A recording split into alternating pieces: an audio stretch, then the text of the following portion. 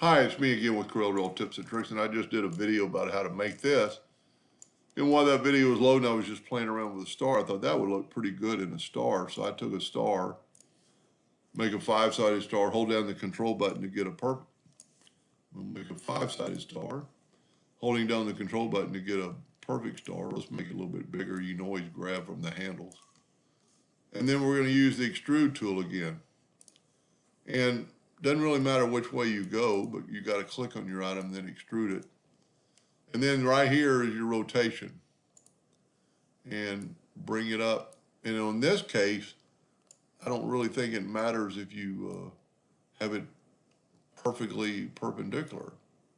But then you can click off that and move this slide bar and make your star as whatever thickness you want.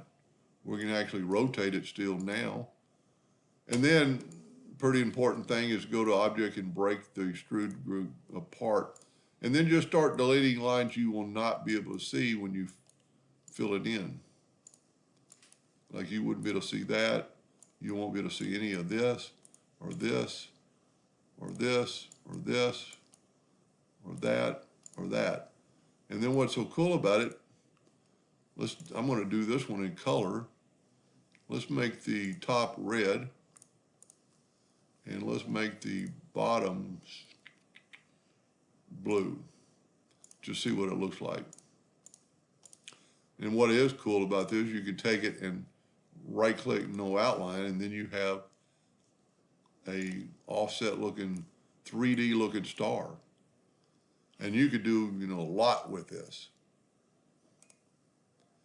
Anyway, I hope that helped a little bit. Thank you for